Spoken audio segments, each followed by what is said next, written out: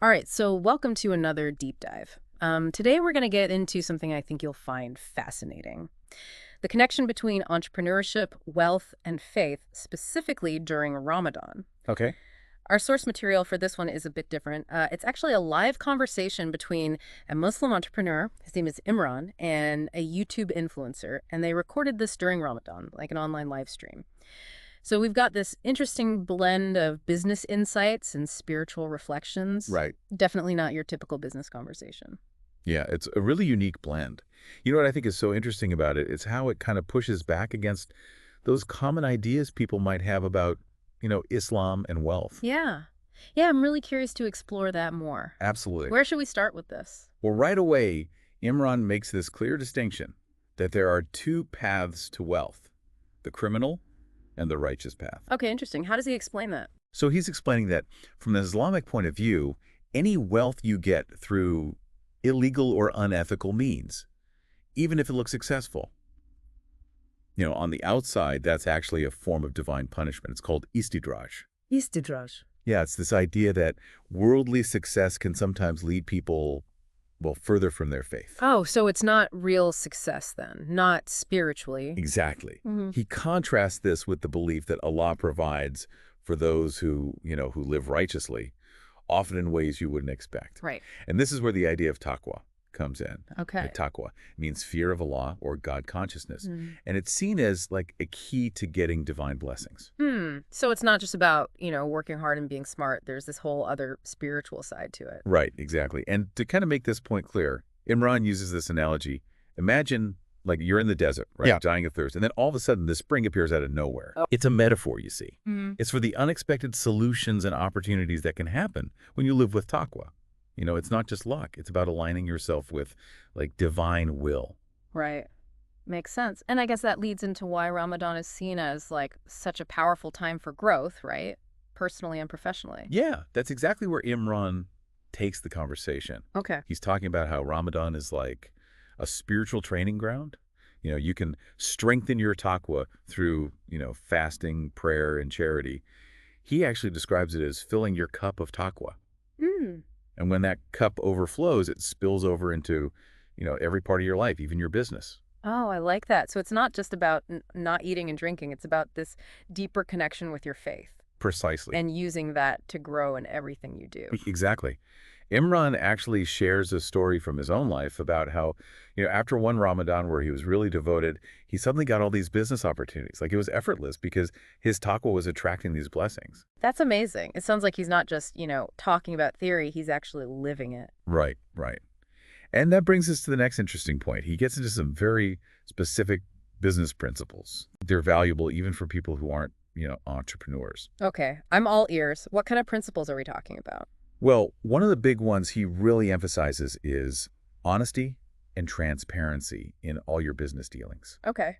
He says it's not enough to just tell the truth. You have to be clear, upfront, and avoid any kind of deception. Don't hide anything. Right. So it's all about building trust and genuine relationships, not just trying to close deals. Absolutely. He even connects this to like the modern trend of building long-term customer relationships. Okay. He argues that when you focus on honesty and transparency, you're basically investing in trust, which is ultimately way more valuable than any quick profits you might get through, shady practices. That makes a lot of sense. But I am curious about how all this works in his own business, especially since he works with, these ultra high net worth individuals. That's got to be a world where the competition is fierce and there's pressure to, cut corners. Oh, that's a great point. And this is where his reverse psychology approach to selling comes in. Reverse psychology. Tell me more about this. So Imran talks about how at first he was struggling to promote this, high-end community he built for his network. Okay. He was trying all the usual marketing stuff, but wasn't seeing the results he wanted. So he was trying all the typical stuff, but it wasn't working. So what did he do differently? He did the exact opposite of what you'd expect, Instead of promoting it like crazy, he kind of downplayed it. He stopped actively selling it and just focused on living the lifestyle the community was all about. So he was like, if you have to ask. Yeah, exactly. He made it seem super exclusive. Right. And it totally worked. Yeah, people are always more interested in what they can't have. Right. And it all goes back to what we were talking about earlier, that trust and authenticity. When you're not always pushing something, people actually believe in it more, It's like, if it's that good, it should speak for itself. Right. Like a hidden gem or something. Exactly. And this actually leads to another important thing Imran brings up, that whole idea that poverty is somehow more pious in Islam. Yeah, I've heard that too. Like it's almost looked down upon to be wealthy. Right. Like if you're poor, you're more spiritual. Yeah, Imran tackles that head on. Okay. He says it's a total misconception. Unfortunately, it's taken root in some places, but he says it's not what Islam actually teaches. Interesting. He points out that the Prophet Muhammad, peace be upon him, was a successful businessman himself, and he encouraged Muslims to seek wealth ethically. So it's not about rejecting wealth completely. Right. It's more about how you get it and what you do with it. Exactly. He even describes wealth as a weapon that can be used for good or for evil. I see. It depends on the intention behind it. So what does he mean by a weapon for good? What are some like real world examples of that? Well, Imran talks about this real estate project he's involved in Medina. Okay. It's all about creating spaces that really cater to the Muslim community.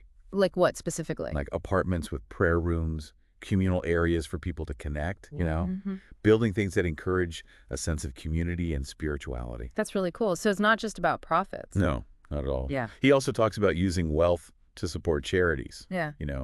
investing in businesses that have Islamic values, and using his platform to help other Muslim entrepreneurs. Right. It's about lifting up the whole community. That's awesome. And, it all ties back to Ramadan being this time for growth, right? Not just personally, but professionally, too. Trying to align your actions with your faith, not just during Ramadan, but all the time. That's it. Imran actually challenges his listeners, to really make the most of Ramadan. He says, focus on minimizing sin and maximizing good deeds. He sees it as this intense spiritual training, something that can impact every area of your life. So it's like setting a strong foundation that you can build on for the rest of the year. Yeah. He even suggests specific things like trying to complete the Quran, giving more charity, making it a habit to pray at night, Okay. and just being conscious of replacing bad habits with good ones. So it's like a holistic approach to Ramadan, right? Yeah. It's not just rituals. It's actually changing your behavior and mindset. Yeah. Yeah, it's really cool how he connects those things together. Yeah. Personal growth, the spiritual practice, and, actually succeeding in business. It's not just keeping them separate. It's about, like, bringing your values into everything you do. Exactly. And he really makes the point that Ramadan is the perfect time for that. It's like a boot camp for your spirit, where you can push yourself to develop good habits, strengthen your willpower, and that helps you in every part of your life. So as we wrap up this deep dive, what were some of the things that really stood out to you? What resonated? For me, it was how he emphasized Taqwa as like the driving force for success. Right. Not just in this life, but in the next one too. He doesn't present it just as like a religious thing you got to do, but like an actual strategy for getting blessings and dealing with challenges. That really hit home for me. Yeah, I get that. It's like it changes your thinking from I have to do this to I want to do this because it'll help me. Right. Like it takes away that feeling of obligation and makes you feel more empowered. Exactly. And, I also really like how he talked about wealth differently. Instead of seeing it as something bad, something to avoid, he encourages Muslims to use wealth for good. Yeah, and he gave some solid examples of what that looks like, right? Yeah. Like his real estate project and supporting other Muslim entrepreneurs. Exactly. He's not just talking, he's actually doing it. Yeah. I think that's what makes his message so powerful. Right. Totally agree. So before we go, I want to leave our listeners with something to think about. Imran talked about wealth being a weapon for good. So if you had the resources to make a real difference, what cause would you support? What kind of change do you want to see in the world? That's something to really consider. We hope this deep dive gave you some inspiration and things to think about as you continue on your own journey. Absolutely. And remember, Ramadan is a time for reflection, for renewing yourself, and for connecting. It's a chance to set your intentions, build those good habits, and really invest in your spiritual well-being. Beautifully said. Thanks for joining us on this deep dive. See you next time for another exploration of insightful conversations and interesting ideas.